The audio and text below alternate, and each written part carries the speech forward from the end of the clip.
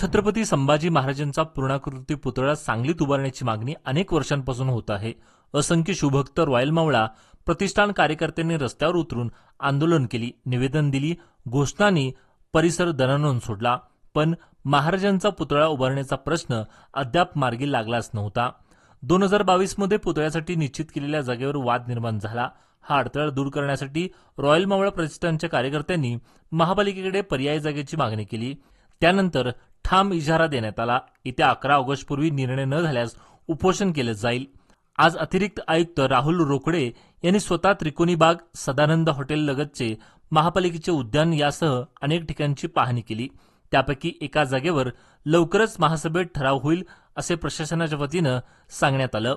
या आश्वासनामुळे 11 ऑगस्टचं उपोषण तात्पुरतं स्थगित करण्यात आलं आहे। पाहणी संपताच परिसरात भावनिक क्षण अनुभवायला मिळाला।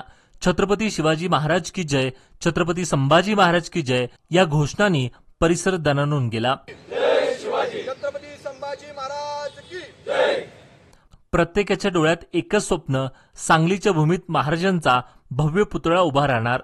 मात्र हा निर्णय लांबला तर शिवभक्तांनी स्पष्ट इशारा दिला आहे, पुढचं आंदोलन याहून मोठं, याहून तीव्र असेल। सांगलीकरांच्या मनात आता एकच अपेक्षा, लवकरात लवकर महाराजांचा पुतळा साकारावा अशी मागणी रॉयल मावळा प्रतिष्ठानचे संस्थापक अध्यक्ष ऋषिकेश पाटील यांच्या नेतृत्वाखाली करण्यात आली। हा भव्य पुतळा उभारण्याचा निर्णय सांगली महापालिका क्षेत्रात होणार असल्याने शिवभक्तांमध्ये उत्साहाचं वातावरण आहे। सर्व शिवभक्तांच्या मागणीनुसार सांगली शहरामध्ये छत्रपती संभाजी महाराजांचा पूर्णाकृती पुतळा उभा राहावा अशी मागणी होती आणि गेले कित्येक वर्षांची मागणी होती।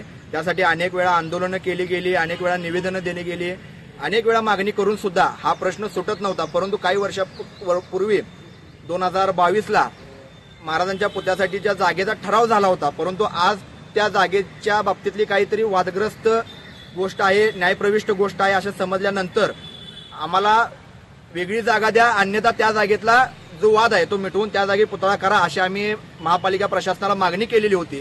आणि नसेल जर 11 ऑगस्टच्या आधी हा जर निर्णय किंवा याची पाहणी करून आम्हाला याच्याबद्दल आश्वस्त नाही केलं तर आम्ही उपोषणाला बसण्याचा इशारा दिला होता। त्या अनुषंगाने आज अतिरिक्त आयुक्तांनी आमच्या मागणीनुसार आज सांगली शहरामधील अनेक ठिकाणी या जागेची पाहणी केलेली आहे। सांगलीतील त्रिकोणी बाग असो, सदानंद हॉटेलच्या साईडला असणारी महापालिकेचं उद्यान असो, अशा अनेक जागा त्यांनी आज बघितल्या आणि त्यापैकी एका जागेचा ठराव आम्ही लवकरात लवकर येत्या महासभेमध्ये करून घेऊ असं त्यांनी आम्हाला आश्वासन दिलेलं आहे। आणि त्या आश्वासनाच्या अनुषंगानं आम्ही 11 ऑगस्ट रोजी होणारं आमचं उपोषण तात्पुरतं स्थगित केलेलं आहे। लवकरात लवकर हा जर निर्णय नाही झाला तर याच्यापेक्षाही मोठं आंदोलन आम्ही लोकसहभागातून उभे करू, एवढंच आम्ही तुमच्या माध्यमातून सांगू इच्छितो। आणि लवकरात लवकर पुतळ्याचं काम ठराव होऊन पुतळ्याचं काम सुरू व्हावं एवढीच आमची मागणी आहे।